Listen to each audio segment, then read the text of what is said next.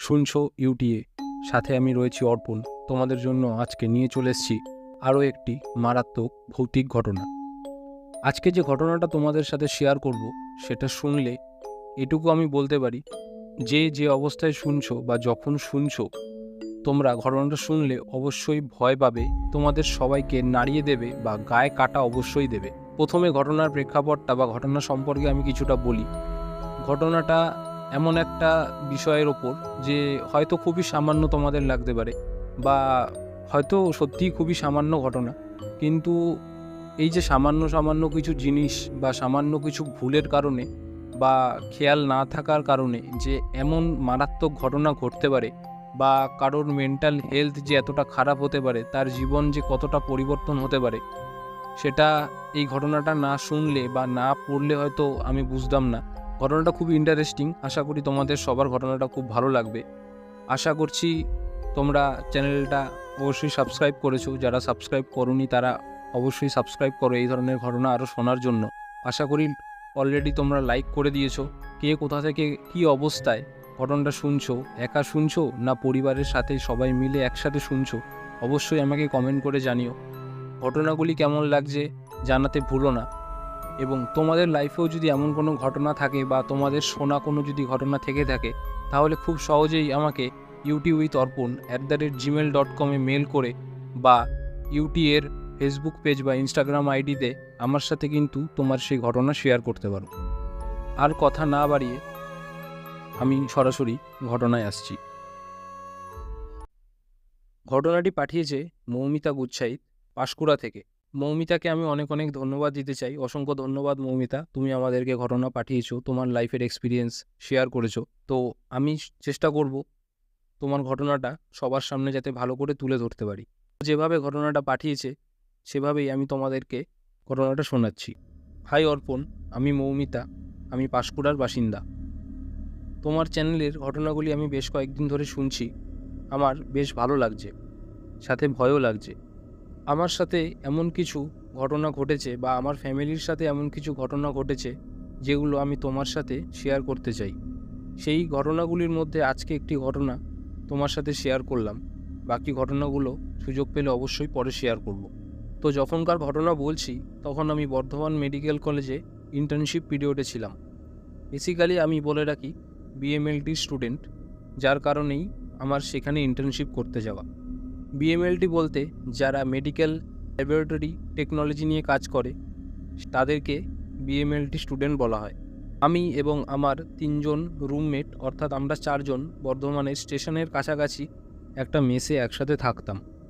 এখানে একটা কথা বলি, প্রথম থেকে আমার ভূতে তেমন একটা বিশ্বাস ছিল না, কিন্তু আমার সাথে এমনকি আমার ফ্যামিলির সাথে এমন কিছু ঘটনা ঘটে যার পর থেকে আমি এইটুকখানি বিশ্বাস করি যে এমন কিছু এনার্জি বা পাওয়ার নিশ্চয়ই আছে যেগুলোর কারণে এমনটা ঘটে থাকে। তো মূল ঘটনায় আসি। যারা মেসে থাকে তারা এই ব্যাপারটা রিলেট করতে পারবে যে যখন কেউ বাড়ি থেকে মেসে আসে, তখন বাড়ি থেকে তাকে অনেক খাবার যেমন মাছ, মাংস, মিষ্টি ইত্যাদি তার সাথে করে মেসের রুমমেটদের জন্য পাঠিয়ে দেওয়া হয়। তো আমার ক্ষেত্রেও তেমনটাই হয়েছিল। আরেকটা ব্যাপার, তোমরা অনেকেই জানো যে খাবার পাঠানোর সময় সেই খাবারের বাটির ওপরে নুন, তুলসী পাতা বা বিভিন্ন রকমের জিনিস দিয়ে দেওয়া হয়, বা অনেকে খাবারটাকে এঁটো করেও পাঠায় যাতে বাইরের কোনো বাজে হাওয়া বা বাতাস আমাদের সাথে করে চলে না আসে। মা ঠাকুমাদের সময় থেকেই এই রকম নিয়মটা কিন্তু চলে আসছে। তো আমার বাড়ির ক্ষেত্রেও এরকমই নিয়ম ছিল। তবে সেই দিন দুর্ভাগ্যবশত মা কেন জানি না এগুলোর মধ্যে কোনোটাই আমাকে দিল না বা করলো না। হয়তো ভুলে গিয়েছিল বা খেয়াল ছিল না। মা আমার এবং আমার 3 রুমমেট অর্থাৎ আমাদের 4জনের জন্য মাছ ভেজে টিফিন বাটি করে পাঠিয়ে দিয়েছিল যাতে আমি মেসে গিয়ে সেটা রান্না করে খেতে পারি। আমার বাড়ি যেহেতু পাঁশকুড়া, আমি বর্ধমানে মেসে থাকতাম, সো ট্রেনে করে আমার বর্ধমান আসতে আসতে প্রায় সন্ধে হয়ে যায়। বর্ধমান স্টেশনে যখন আমি নামি, আমার মেসের একজন ফোন করে বলে যে মেসে তো শাকসবজি কিছুই নেই, রান্না করতে হবে রাতে, তুই তো আসছিস, তাহলে একটু শাকসবজি নিয়ে আয়। আমি বললাম যে ঠিক আছে, শাকসবজি নিয়ে আসবো, অসুবিধা নেই, বাজার করে আসবো, কারণ স্টেশনের সামনেই বাজার, আর আমার মেসও বাজার থেকে খুব একটা দূরে নয়, মাত্র 15 মিনিটের হাঁটা পথ। তো সেই মতন আমি বাজার করি। বাজার করতে করতে একটু সন্ধেই হয়ে গেছিলো। বলা ভালো রাতই হয়ে গেছিলো। তো বাজার করে আমি আসি মেসে, সবাই মিলে একসাথে মাছ রান্না করি, খাওয়া দাওয়া করে রাতের বেলা শুয়ে পড়ি। ততক্ষণ সব কিছু ঠিকই ছিল। বলে রাখি, যখনকার ঘটনা আমি তোমাদেরকে বলছি তখন কিন্তু শীতকাল। আমরা রুমের সমস্ত দরজা জানলা দিয়েই কিন্তু রাতে শুতাম। আর আমাদের মেসের ঘর ছিল কিন্তু একদম 3 তলায়, ছাদের পাশে চিলেকোঠায় যে ঘর ছিল সেই ঘরে কিন্তু আমরা থাকতাম। তো আমরা শুয়ে পড়ি, শোয়ার কিছুক্ষণ পর তখন প্রায় 1টা মতন বাজে। তখন হঠাৎ করে আমার ঘুম ভেঙে যায়। আমার কেন জানি না মনে হয় আমার উপরে কেউ যেন চেপে বসে আছে এবং সেই চাপ ক্রমশ বাড়ছে। আমার হাত পা অবশ হয়ে আছে। আমি কোনোভাবেই আমার হাত পা নাড়াতে পারি না। আমার গা পুরো ঘাম ঘাম দেয় এবং আমার গা ভারী হয়ে আসে। আমি প্রাণপণে আমার রুমমেটকে চিৎকার করে ডাকার চেষ্টা করি, কিন্তু দেখি আমার গলা থেকে একটাও আওয়াজ বেরোচ্ছে না। আমি কি করব বুঝতে পারি না। ঠিক তখনই আমার মনে হয় যেন একটা কালো বেড়াল আমার শরীরের ওপর থেকে পা থেকে মাথা পর্যন্ত একবার এবং মাথা থেকে পা পর্যন্ত একবার হেঁটে বেড়ালো। আমি স্পষ্ট দেখতে পাচ্ছি বিড়ালটা আমার শরীরের ওপর দিয়ে হাঁটছে, কিন্তু আমি কিছুই করতে পারছি না। আমি ওঠার চেষ্টা করছি কিন্তু উঠতেও পারছি না। আমি আমার রুমমেটদের ডাকার চেষ্টা করছি কিন্তু ডাকতেও পারছি না। নিজেকে খুবই অসহায় মনে হচ্ছিল তখন। তারপর আমি দেখলাম বিড়ালটা যে জানলাটা আমরা দিয়ে শুয়েছিলাম সেই জানলা দিয়ে হেঁটে বেরিয়ে গেল। জানলাটাও কিন্তু ততক্ষণে খুলে গেছে। আমার সাথে হঠাৎ করে কি ঘটে গেল আমি কিছুই কিন্তু বুঝতে পারলাম না। যখন পরিস্থিতি কিছুটা নর্মাল হলো, আমি যখন আমার গলায় আবার আমার স্বর ফিরে পেলাম, তখন আমি চিৎকার করে তাড়াতাড়ি আমার রুমমেটকে ডাকলাম। আমার রুমমেট কিন্তু আমার পাশেই শুয়েছিল। সে তাড়াতাড়ি উঠল, উঠে আমাকে জল দিল। বলল, "কি হয়েছে? তুই এমন করছিস কেন?" আমি বললাম পুরো ঘটনাটা ওদেরকে। ওরা শুনে বলল যে, "হ্যাঁ, হয়তো বাজে কোনো স্বপ্ন দেখেছিস বা ভুলভাল কিছু দেখেছিস ঘুমের চোখে, তুই ঘুমিয়ে পড়।" এখানে একটা বিষয় বলি, আমি যখন ওদেরকে বললাম যে বিড়ালটা জানলা দিয়ে বেরিয়ে গেল, যখন দেখাতে গেলাম তখন কিন্তু দেখলাম যে না, জানলাটা কিন্তু যেরকম আমরা লাগিয়ে বন্ধ করে শুয়েছিলাম ঠিক সেরকম বন্ধ অবস্থাতেই রয়েছে। তো অত রাত হয়ে গেছিল, আমার শরীরটা অতটা ভালোও লাগছিল না, তাই আর কথা বাড়ালাম না, আমি শুয়ে পড়লাম। পরদিন সকালবেলা উঠে কাউকে তেমন কিছু আর বললাম না। তবে আমার মাথায় সারাদিন সেই চিন্তাটাই ঘুরতে থাকলো যে আমি রাতের বেলা কি দেখলাম? আমি কি ঘুমের চোখে কোনো স্বপ্ন দেখলাম? কিন্তু আমি তো জানি যে আমি পুরোটা জাগা অবস্থাতেই দেখেছি। আমার সাথে কি ঘটেছিল রাতের বেলা পুরোটা আমার এখনো পর্যন্ত মনে আছে। আমি যখন তোমাকে ঘটনাটা লিখছি তখনও আমার গায়ে কাঁটা দিচ্ছে। আর সেই দিনের কথাগুলো আমি ভেবে এখনও ভয় পাচ্ছি। তো সেই দিনকে আর কিছু ঘটল না, অর্থাৎ তার পরের দিনকে রাতে আর কিছু ঘটল না।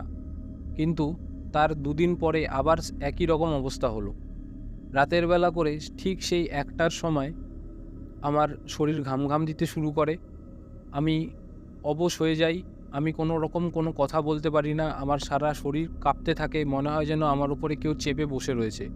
এই রকমটা ফিলিং কিন্তু আমার প্রায় 1 সপ্তাহ 2 সপ্তাহ ধরে চলতে থাকলো। আমি আমার রুমমেটদেরকেও এর ব্যাপারে আর তেমন কিছু বলতাম না। কারণ জানি এ ১ম বার যখন বলেছি তখনও বিশ্বাস করেনি। এখন বললে এখনও হয়তো বিশ্বাস করবে না। তাই তাদেরকে কিছু বললাম না। এই ঘটনার থেকে মুক্তি পাওয়ার জন্য আমি কিন্তু ১ম-এ পরিবারকে কিছু জানাইনি। কারণ পরিবার আমার থেকে অনেক দূরে থাকে। তারা হয়তো জানলে টেনশন করতে পারে। সেই জন্য আমি পরিবারকে কিছু জানাই না। আমি একটা ডাক্তারের সাথে কনসাল্ট করে কিছু ওষুধ নিই, যাতে আমি রাতের বেলা ভালো ঘুমাতে পারি। আমি অনেক ওষুধও খেয়েছি এই কারণে, কিন্তু কোনো কাজই হয়নি। আমি যে ওষুধগুলো খেতাম, রাতে আমার কোনো ঘুম আসতই না। উল্টে সেই একই সময় পার্টিকুলার ওই টাইমটাতেই আমার ঘুম ভেঙে যেত এবং আমি ঘুমাতে পারতাম না। আমার সেই একই রকমের অস্বস্তি হতো। তো যখন দেখলাম যে কোনোভাবেই কিছু হচ্ছে না, তখন আমি আমার বাড়িতে বললাম। বলার পরে ঠিক সেই সময় যখন আমার ঘুম ভেঙে যেত, তখন আমি বাবাকে ফোন করতাম। বাবা আমার কানে সেই রাতগুলোতে ঠাকুরের নাম জপ করত এবং ঠাকুরের নাম জপ করতে করতে আস্তে আস্তে আমি কিন্তু ঠিক হতাম এবং আমি ঘুমিয়ে পড়তে পারতাম।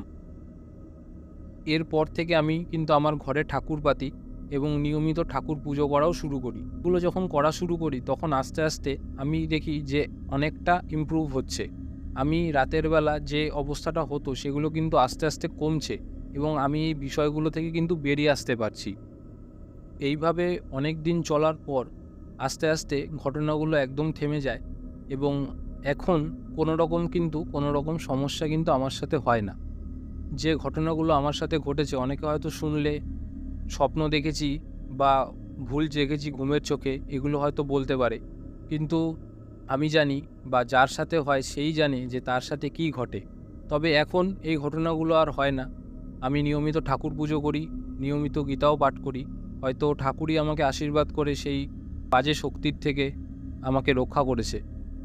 এখন পরিস্থিতি ঠিক হয়ে গেলেও তখনকার সেই রাতগুলোর কথা মনে পড়লে আমার গায়ে এখনও কাঁটা দেয়। এটাই ছিল আমার সাথে ঘটা ঘটনা। এমন আরও কিছু ঘটনা আছে যেগুলো আমার সাথে এবং আমার ফ্যামিলির সাথে ঘটেছে। সুযোগ পেলে সেইগুলো আমি অবশ্যই তোমাদের সাথে শেয়ার করব। জানি অনেকটা বড় হয়ে গেল, অতটা গুছিয়ে হয়তো বলতে পারিনি। তুমি তোমার মতন করে গল্পটা সবার সাথে গুছিয়ে শেয়ার করো। তো এটাই ছিল আজকের ঘটনা। আশা করি তোমাদের ঘটনাটা ভালো লাগবে। আর মৌমিতাকে আমি বলবো যে ঘটনা বড় হলে কোনো সমস্যা নেই। বড় ঘটনা আশা করি আমার দর্শকরা আরও বেশি পছন্দ করবে। তুমি আরও এমন ঘটনা আমাদের সাথে শেয়ার করো, আমি এটাই চাইবো। এবং অসংখ্য ধন্যবাদ আরেকবার জানাবো আমাদেরকে ঘটনা পাঠানোর জন্য। যারা শুনছো তাদেরকে বলি, তোমাদের সাথেও ঘটা যদি এমন কোনো ঘটনা বা এক্সপিরিয়েন্স বা শোনা কোনো ঘটনা যদি থেকে থাকে, তাহলে অবশ্যই youtube@gmail.com মেল করে খুব সহজেই আমার সাথে সেই ঘটনা শেয়ার করতে পারো। বা ইনস্টাগ্রাম আইডি বা ফেসবুক পেজেও কিন্তু সেই ঘটনা শেয়ার করতে পারো। সমস্ত লিঙ্ক কিন্তু ডেসক্রিপশনে দেওয়া রইল। তোমরা যদি চাও এখন থেকে কিন্তু তোমরা এই ঘটনাগুলি স্পটিফাইতেও শুনতে পারো। প্রতি রবিবার এবং সোমবার রাত 9টায় কিন্তু এই ঘটনাগুলি আপলোড হয় এবং ইউটিউবে প্রতি মঙ্গলবার এবং শুক্রবার রাত 9টায় কিন্তু নতুন নতুন এপিসোড আসে। তো এই ধরনের ঘটনা যদি তোমাদের ভালো লেগে থাকে, অবশ্যই ভিডিওটাকে লাইক করো এবং চ্যানেলটাকে সাবস্ক্রাইব করে বেল নোটিফিকেশানটা অবশ্যই অন করে দিও, যাতে ঘটনা আসলেই তোমরা সাথে সাথে শুনতে পারো। কে কোথা থেকে ঘটনাটা শুনছো এবং কেমন লাগলো তা অবশ্যই কমেন্ট করো। এবং তোমাদের সাথে ঘটা কোনো ঘটনা থাকলে অবশ্যই মেল করে আমাকে জানাও। আমি সেই ঘটনা অবশ্যই তোমাদের সাথে শেয়ার করব। তো দেখা হচ্ছে পরের কোনো হরর এক্সপিরিয়েন্স বা ইনসিডেন্টস নিয়ে। ততক্ষণের জন্য stay safe and bye bye.